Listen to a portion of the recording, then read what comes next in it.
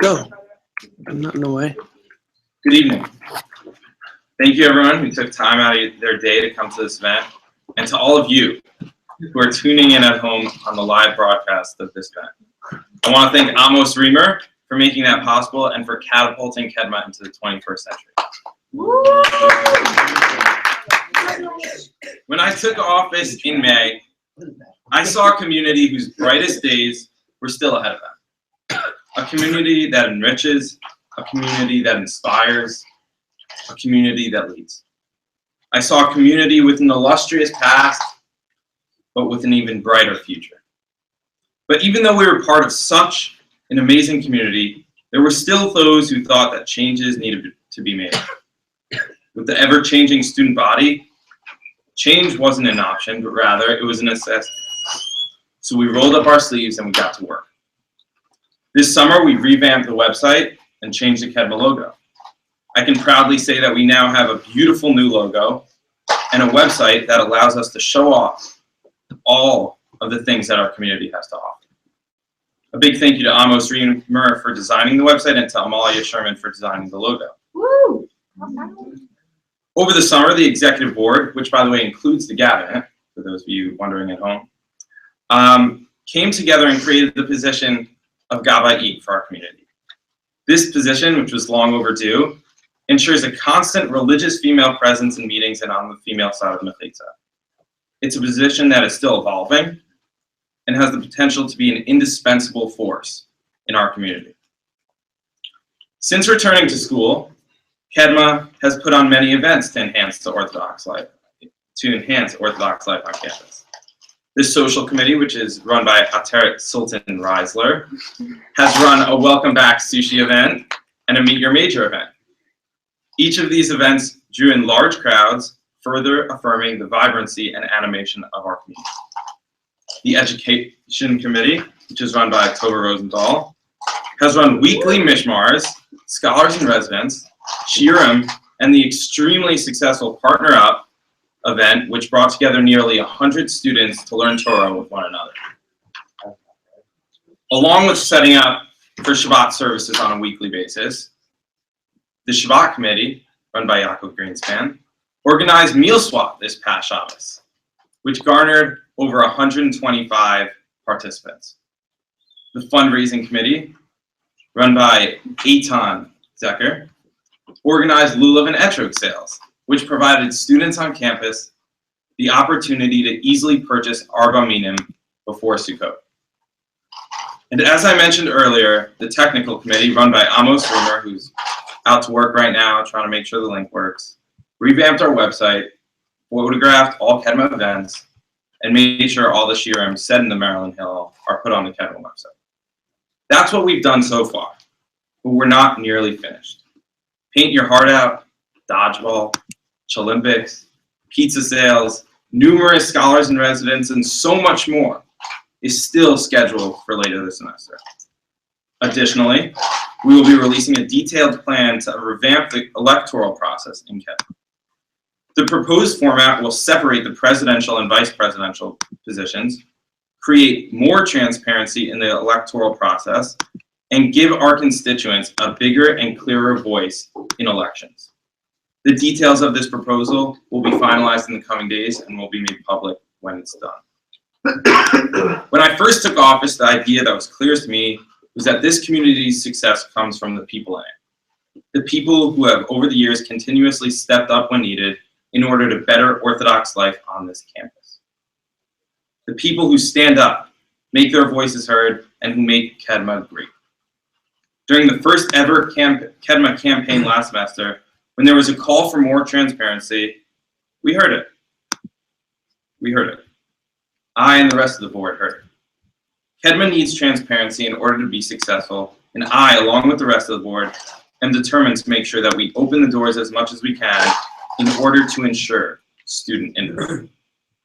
We're very proud of what we've accomplished in these few short months, and we're very excited to continue our work ahead. Looking back on our history shows the true nature of why we are here tonight, to create an era of transparency between the board and the community.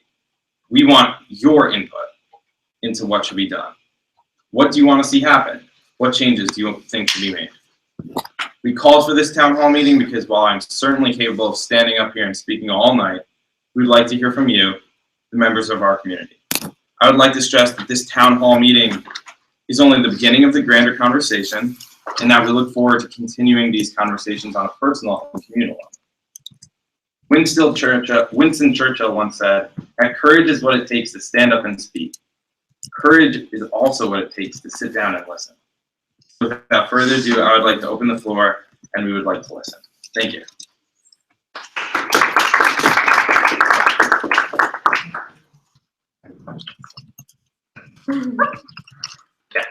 So you mentioned that there's. By the way, you could ask anyone here. Okay, so to the Kedma board, I'm sure you can answer this too. Yeah. You mentioned there's going to be a new electoral process proposal. Yeah. Is that proposal going to be one that Kedma as a whole votes for? Are you the board voting on it? What's the process for that? Yeah, so it's going to be a process that we're going to present a proposal and then we're going to send it out to the Kedma listserv. The same way that you would vote for an elected official, you'll be able to have an up-down vote of the process, and once it's finished then. And it's majority rules? It requires amending the Kedma Constitution, and for that you need a 2/3 majority to ratify it. So, yeah. Thank you.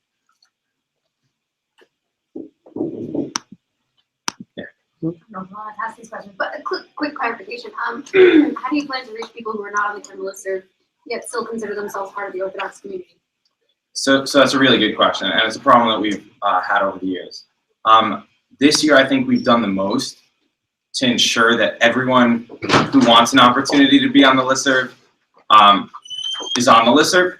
We've made sure that on Facebook we're constantly asking people from personal and Kedma accounts whether they want to be on the listserv. And the other week I did that, and I got, I think, 15 or 20 new people in one day.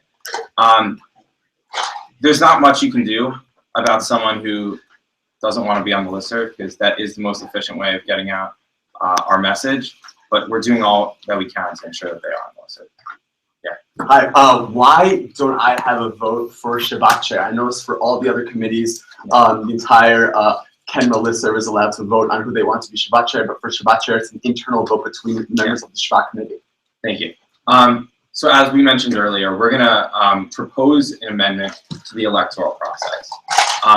That exact point that you raised is one of the amendments in the proposal. And it's something that has been debated over the years, and I think we're ready for a more public Shabbat chair election, and I look forward to making that happen. Yeah. Do you guys plan on addressing in any way the lack of attendance at Shabbat morning gathering, and why that might be the case? So I think that what we're always trying to do is we're trying to figure out why certain events get more people than others, why certain events don't. I think that when we look at Shabbat morning davening, there are a lot of factors that go into it. I see the Hashkama minyan taking away 25, maybe, people, and it's not taking away, it's adding another minyan to our community that people have the opportunity to go to. I see a lot of people going there. I see a lot of people just choosing not to go, and those are personal decisions. If there is something we can do, of course we should be doing it, and that's why we're here together, to gather ideas on how to do that. And if you have any ideas, I'd love to hear that. But we're always looking for ways to enhance our events, and that includes davening. I mean, I just wouldn't necessarily assume that the only reason that people aren't showing up is because they're sleeping in. Like, I've definitely heard from people that, like, obviously the Friday night davening and the Shabbat day davening are extremely different experiences, and like a lot of people might connect with like the Carlbach spiritual style of Friday night, and then the Saturday day might just be kind of like monotone, you know? Yeah. So just like maybe assessing and trying to figure out what the reason is instead of assuming what the reason is. Yeah, no, I completely agree, and that's why we're having this discussion, and that's why the cabinet is also part of this discussion. While they might not be here, they're listening, and they're asking us for what we're discussing. Yeah. There's questions from Michael Krasna. Yeah. He wants to know what the state of the cabinet is currently, and who you think should be the next cabinet or the body.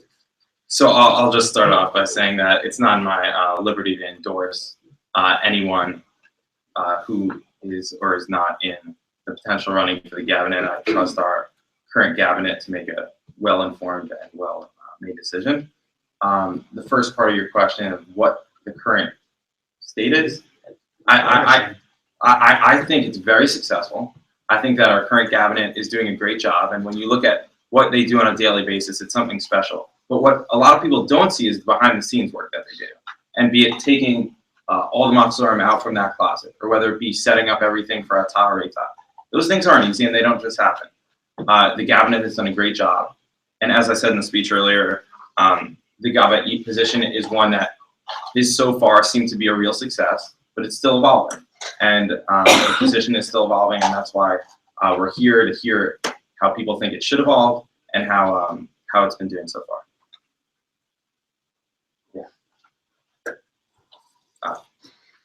Yeah.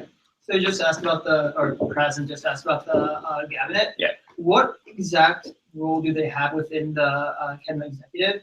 Because if they're having an equal role as people that we're voting for, but we have no choice as to who the cabinet is.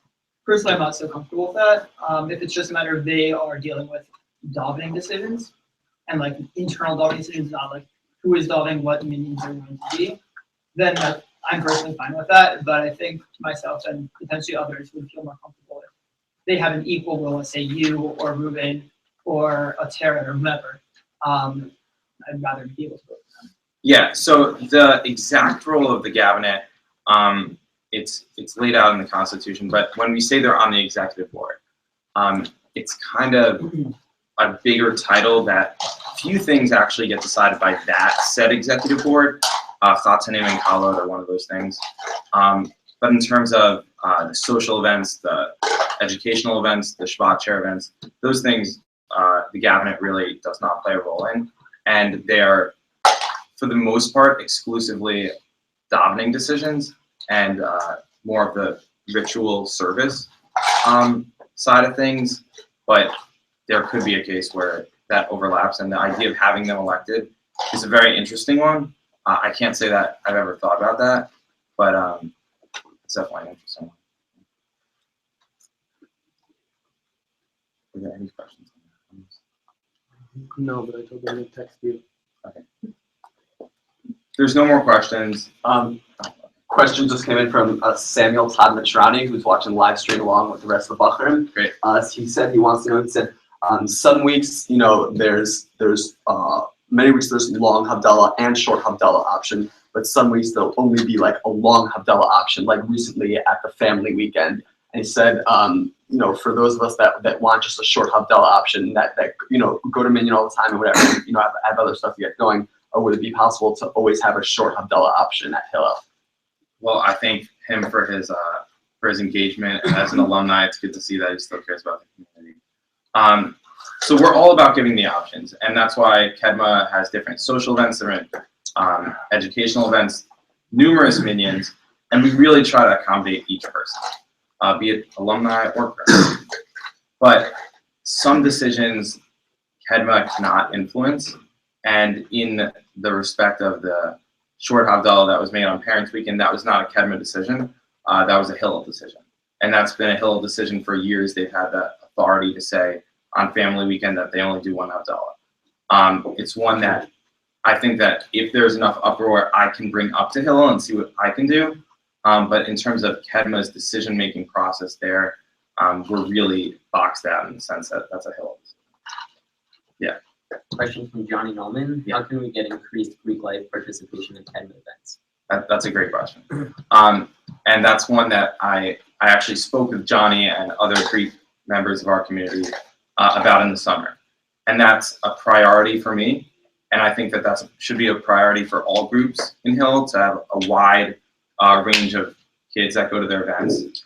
I know that we have to do it. It's not a simple question. If it was a cookie cutter question, then I'd be able to give you an easy answer and we'd be able to have more at our events.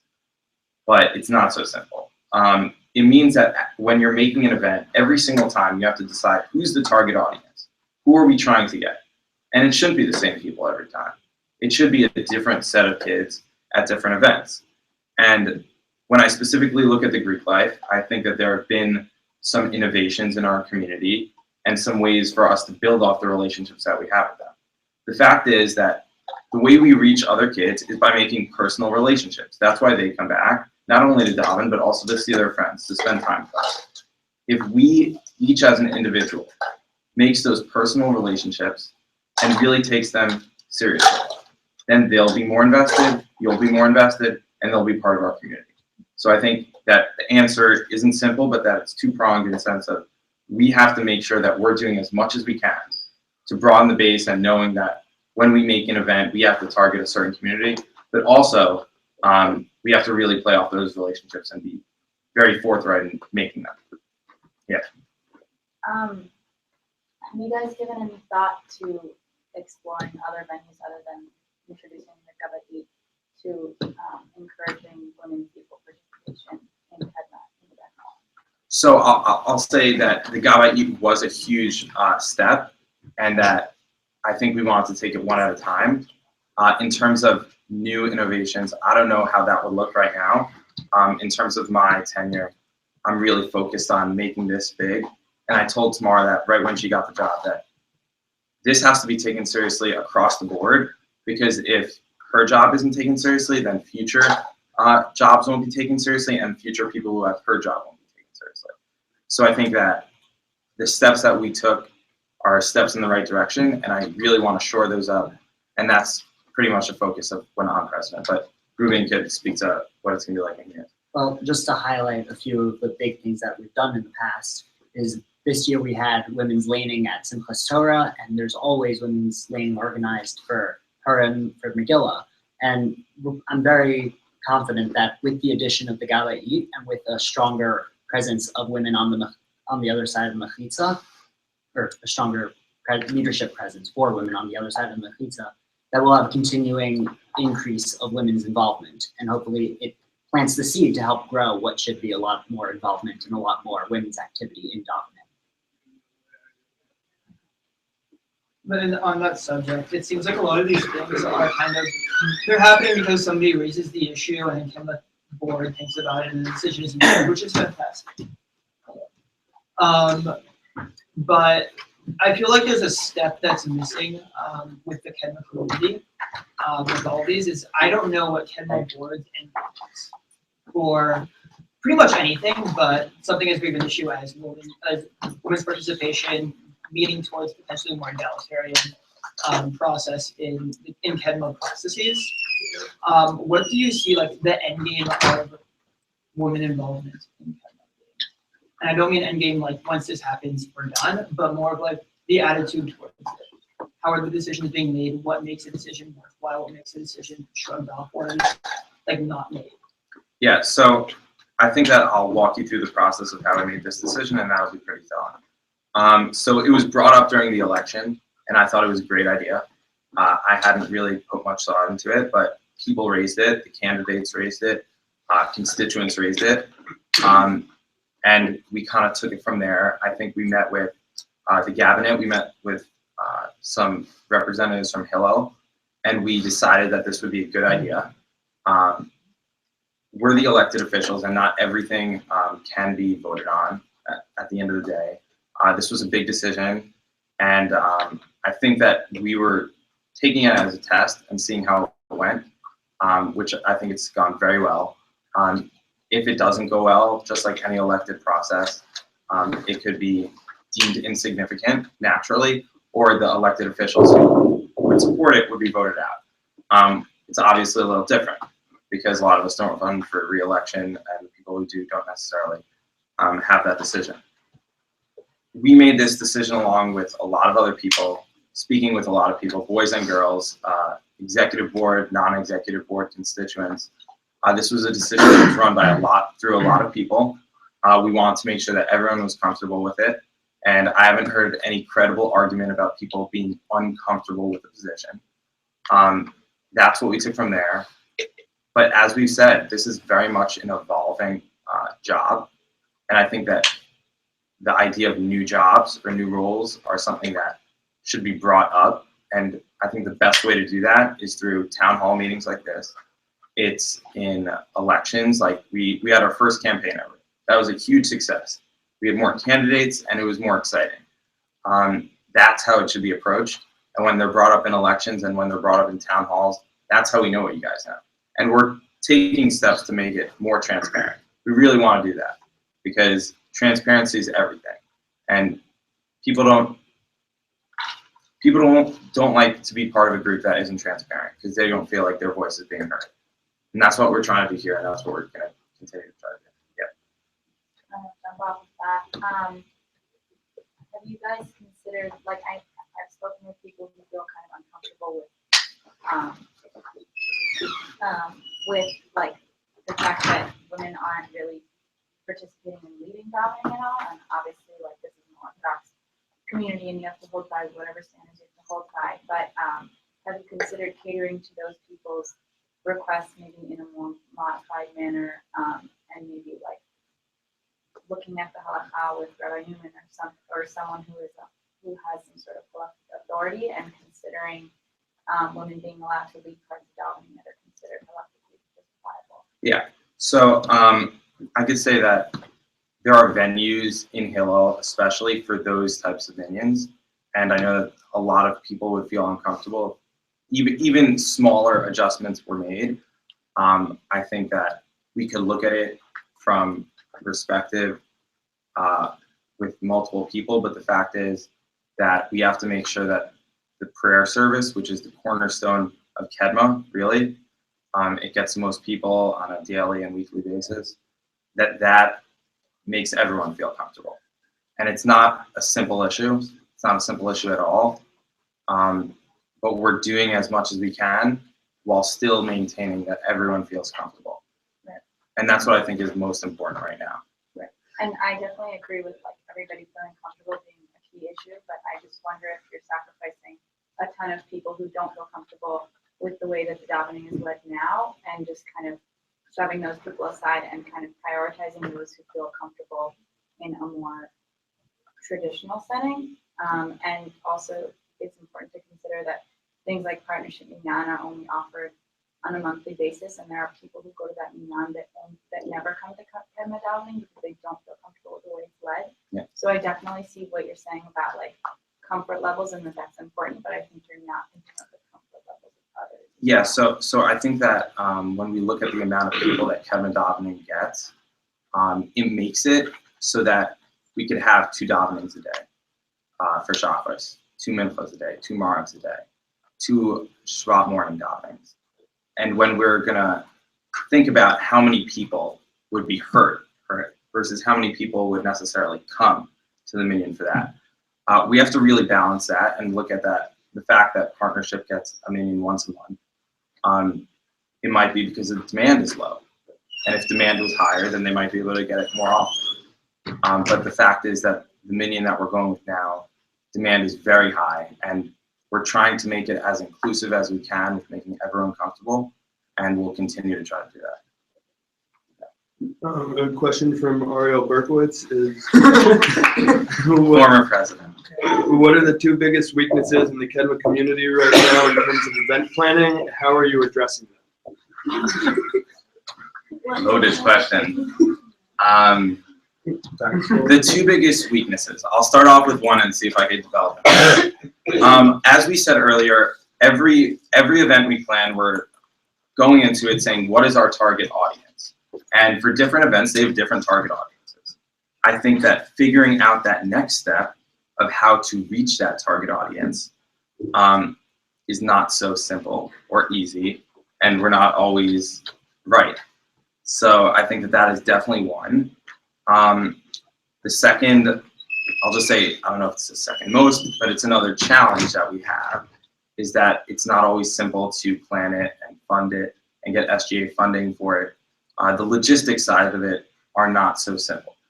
And we're always trying to think ahead and plan in advance, but it's not so easy. But I thank him for his service as Kedma president. He was my first president when I got to campus. He set the tone for me, and in a lot of ways made me want to run later on. So I thank him for his service and for his continued engagement. Yeah. Have you considered having a Kedma community subreddit page? with the Kedma board as the moderators. what? A subreddit page for the What's a Kedma community. You know what a Reddit page is? Mhm. Have you ever heard of Reddit before? I've heard of it. Okay, so it's a way for multiple people to discuss and talk about an issue with a really good rating system so that silly comments get downvoted to the bottom and important things get risen to the top. Yeah. But it's actually free to create one of these, and you could make the moderators either leaders in the community or Kedma board members. Yeah. And you could have people on circulation, and that way people in the community could always feel like they could post or discuss things, and you would always sort of have a glimpse into the mindset of people in the community, and we would also be able to see, like, based off, like, if colors, say different colors for moderators, for board members, if a board member posts something, we'd be able to also see a glimpse into what board members were thinking. So it's a sort of way of taking advantage of the technology and using that in order to further the openness thing. That's a very good idea. And I'll tell you that one of the first things we did when I was vice president and Shimon was president is we spoke with Amos and we got a comments page that we didn't previously have. That's one step, but that idea that you put up sounds great. We are always looking for new ways to innovate technologically. When you look at this, when you look at having the shiurim given at Hillel on the Maryland website, that's a pretty amazing thing. I actually want to tell you guys a story. A student in this community, his father was at a shul, and his rabbi, who was giving the usual hate Maryland speech, he went up to him and was telling him, how could you have someone who goes to Maryland, your son, you know he's not going to be religious. He said, look at the Kedma website. Look at the Kedma website. Just look it up and look at it. He came back and he said to him, you are absolutely right. I had no idea what I was talking about. And the very fact that they have shiurim on the website, which is all Amos, is amazing. And it tells a lot about our community. It tells a lot that people go to those shiurs and want to listen to them. And it speaks really highly of us. And to answer your question, I want to continue to advance technologically. And if it creates more transparency, if it's cost efficient, and if it's a good way to get the word out, then I think that's a great idea. Question from Jonathan Galter and Aaron Stuckey. Does Kedma fundraise separately from Hillel? Yes. But in a lot of fundraising situations, it's very difficult to avoid stepping on people's toes. In terms of fundraising, we don't do so much outside fundraising, which is a little different from other Orthodox communities. I was talking to someone from Penn. They do tremendous outreach in terms of fundraising on the outside. We try not to do that. We realize that funds are limited, especially for the Maryland Hill and for just the Jewish community here and for Maryland also.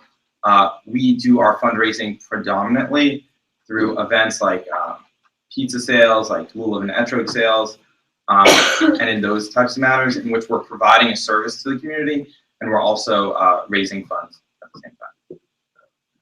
Someone else have anything? Yeah. Yeah. You thought of a second term for possible president? No. I love serving this community. I love public service and I love what I do. But I think our community is in really good hands with Ruben and with some of the people who are going to be taking over. I think that I want to continue serving the Kedma community in another way, in maybe an informal way, but I think that as president, come December, my term is done. But thanks for the encouragement, if that's what it was. It was, yeah. That's what I'll tell myself. One of the things I'm relatively proud about from the group is that we have a good relationship with OMETs. Yeah. And I hear from other people, like, we have a relatively really good relationship compared to other colleges. But I also feel like when we only view it based on other colleges, we kind of become complacent. And I do at times wish that we had a more active role or a more active relationship with OMETs. And is there any sort of initiative, or is Kedma exec interested in working in any initiative with having, say, an official joint learning session with OMETs, or official joint events where it's not just we have a joint community, so people tend to come, but it's usually like 90% Kedma by numbers or maybe just by comfort. So I know a lot of people within the OMETs aren't so comfortable going to Kedma events. Yeah. Could I also add on to that the Ruach community, which is the new Reform community on campus, which is the rebranding of the RJC community. So I'll give a little background. I think that the reason that we can boast such a good community is because the environment that Hillel and Chabad, to give an example, have fostered is one of acceptance and one of working together that I think that we're really playing off of. In terms of a joint event, the other week we had a joint Tehillim event, which was a good step. It was relatively easy to put together. It's actually a constituent's idea, John Gallitzer, if he's watching. It was his idea. Those are the kind of initiatives that work with us. A learning event, I don't see why we can't have a joint learning event with them. We could all look at things differently, but we could do it together. So what would it take to make that happen? You want to add something? Yeah. Tova should have them. Yeah, I'll just address it as education chair. So first of all, for the partner up event earlier this semester, we did work together with Hillel staff to try to expand, not specifically to OMET, but to people outside of Kedma. I personally think that because it was the first time that the event happened, it was so early on in the semester, and just other factors outside of our control, like it being so early on in the year, and the Hillel staff was very busy with other events due to the Chadim and stuff like that, that we didn't do this as well as we could have. In the end, like it didn't play out as well as it could have. But hopefully Partner Up will be a semesterly event, and I do think it's geared at being at serving everyone. And there also is an interest in the Kedma Education Committee in running more events similar to this that are open for everyone. And our lunch and learns on Shabbatot usually get a good array of people from throughout the whole community. But still, I think there's a fundamental difference between open to everyone and an official, like Kedma and Ruach or Kedma and Omet's event, because when you set it up as that, then people will be more willing to come, more interested to come, that want to hear from other sides. Like, it's like, this is the learning event, and everybody can come. It's not really like there. It's not like this is what we're trying to do. We want to have a worldly discussion within the Jewish community. Ruben wants to talk, and then So just a small note, there is an open line of communication between the Kedma board and OMET's, well, they don't really call it a board, OMET's leadership. I know that there's works for a Kedma board and OMET's leadership joint dinner where we were planning on discussing what's happening like that. I spoke with Lindsay about that, Lindsay Jackson about that, who's OMET's leadership. So hopefully, when that happens, or even before that happens, we'll start brainstorming ideas to have joint events between Kedma and OMET's. Hopefully Ruach too. I know there's CJC meetings for Committee for Jewish Collaboration, which is designed to be to join the Kedma community with the OMET's community, with the Ruach community, with anyone else who's involved in the Jewish community. So there is a lot of activism going on to try and merge the communities socially. So you bring that up in the next EDC meeting? 100%. Cool. Thank you. sorry, if you want to answer.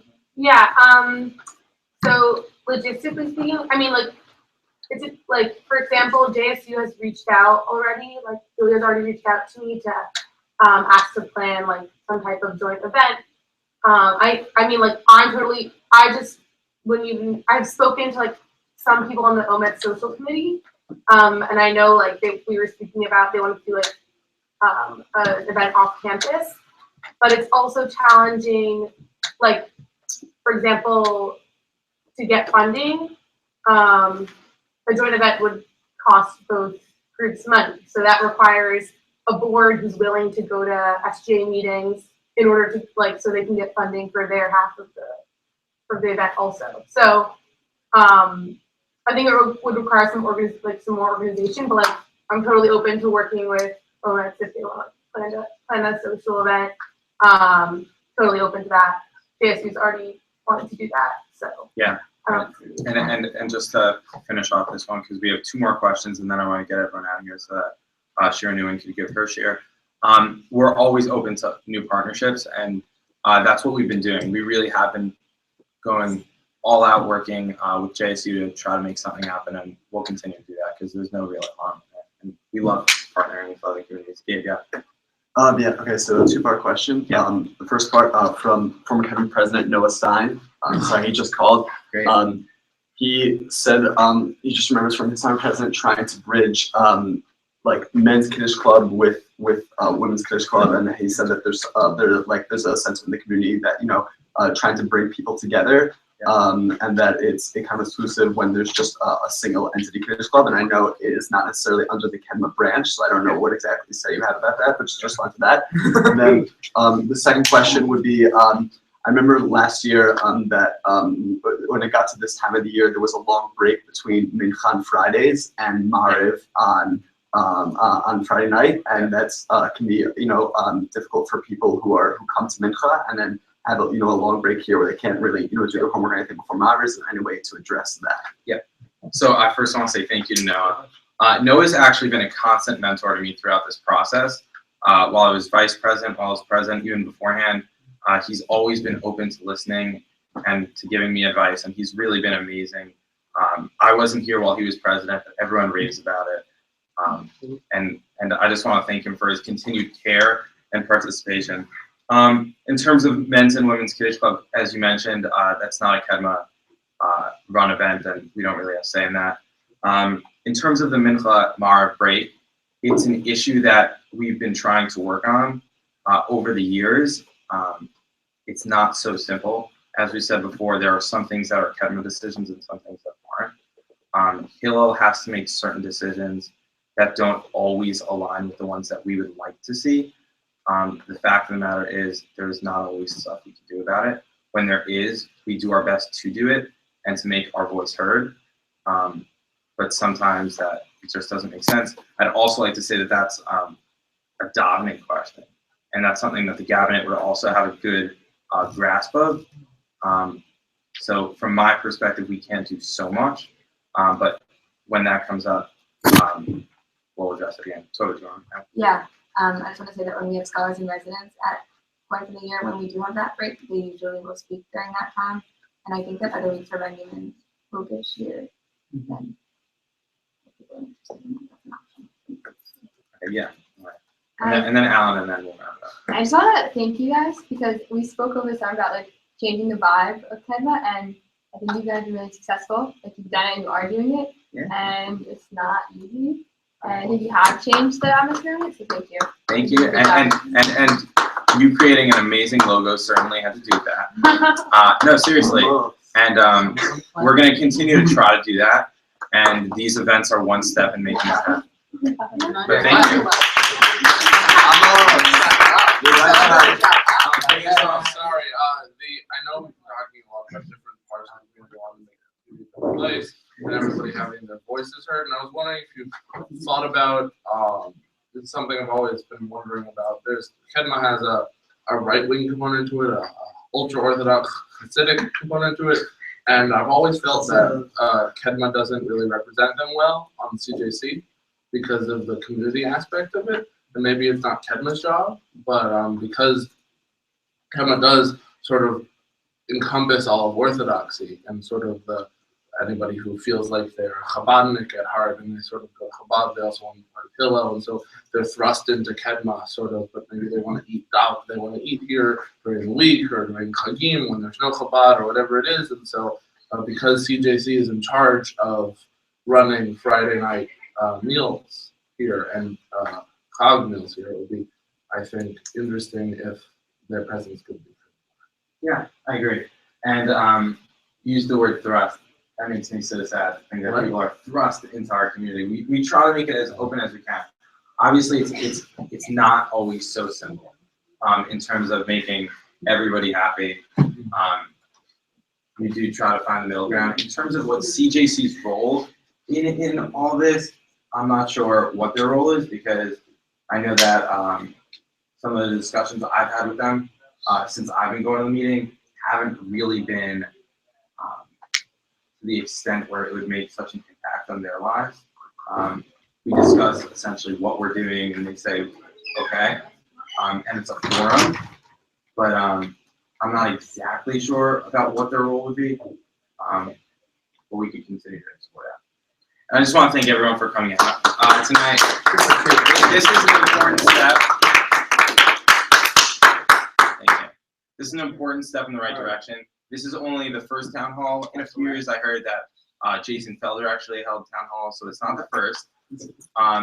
But it's only the first in a while, and I look forward to continuing hearing input on a communal and on a personal level. And I want to thank everyone for coming, for tuning in, for asking questions. I didn't think we'd go over time, but we did. But thank you everyone for coming. Sheer Newman's giving a 7:15 cheer. We could use help putting the faces back, and I look forward to speaking with you.